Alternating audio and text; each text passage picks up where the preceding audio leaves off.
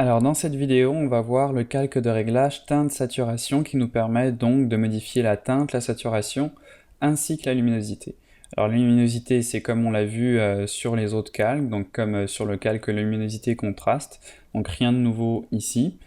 Et ensuite donc teinte-saturation, donc la saturation, alors attention, ce n'est pas exactement la même que celle qu'on avait avec le calque de vibrance, puisque vous allez voir que si j'augmente la saturation ici, ça va très rapidement devenir déplaisant pour l'œil, donc on a vraiment quelque chose de beaucoup trop saturé, qu'on n'avait même pas en boostant la saturation dans le calque de vibrance. Donc si je crée un calque vibrance ici, et que je mets la saturation à 100, vous voyez que ça reste quand même agréable, même si ça l'est moins que la vibrance, alors que le calque ici de teinte saturation va vraiment pousser la saturation à son maximum.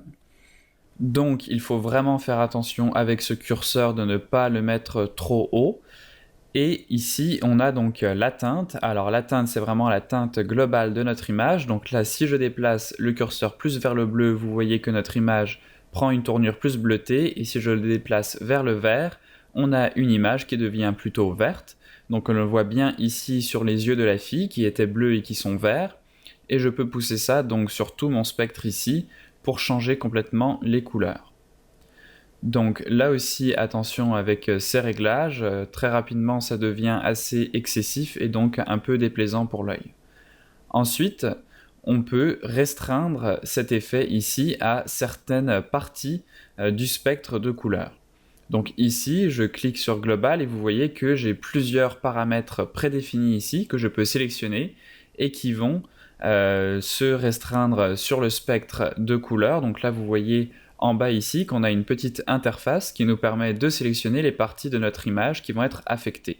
Donc on peut déplacer ici les poignées pour déplacer donc la zone d'influence qui va être affectée. Donc là, si je déplace les curseurs vers le vert et que j'augmente la saturation, vous allez voir que c'est principalement les tons ici qui sont dans la zone de orange, rouge à vert qui va être affecté. Donc là, si on regarde la feuille ici qui est dans les teintes orangées et les feuilles vertes, vous allez voir que c'est ces zones ici qui vont être plus affectées que par exemple le bleu ici de l'œil qui lui ne va pas du tout être affecté par nos réglages. Donc vous voyez qu'on peut changer par exemple la teinte ici ou la saturation et vous voyez que l'œil ici ne change quasiment pas puisque donc on a restreint le changement de ce calque ici uniquement sur les zones du rouge au vert. On peut également cliquer sur la petite main ici pour aller échantillonner directement sur notre image les couleurs que l'on veut affecter. Donc là, si je clique et que je glisse avec mon curseur, vous voyez que je vais augmenter la saturation et que mon curseur ici va se placer directement en fonction de la valeur que j'ai échantillonnée.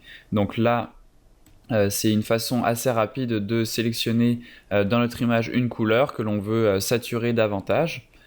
On a aussi la possibilité d'étendre ou de réduire cette mesure ici. Donc avec la pipette plus, je peux ajouter ici, en cliquant par exemple sur la peau, je peux ajouter les teintes de violet et de rouge à l'intérieur de ma gamme de teintes qui va être affectée. De même, je peux enlever donc avec la pipette moins ici ces teintes en cliquant sur la peau de nouveau et donc là ça va graduellement enlever ces couleurs du spectre. Donc je peux aussi le faire directement en cliquant et en glissant sur le curseur ici pour restreindre ma sélection. Dernière petite option qu'on a, c'est l'option coloriser. Alors cette option, ça va vraiment appliquer une teinte globale à notre image. Donc ça peut être très pratique par exemple pour faire un effet sépia. C'est d'ailleurs ça que ça fait quand on clique sur le paramètre sépia ici. Vous voyez que automatiquement, quand je clique sur ce paramètre prédéfini, l'option coloriser est automatiquement cochée. Et donc après, on peut venir nous rajouter plus ou moins de saturation ou changer la teinte de notre effet par exemple. Donc voilà pour ce calque de réglage teinte saturation qui est assez puissant et qui permet donc de vraiment avoir beaucoup de contrôle sur notre image.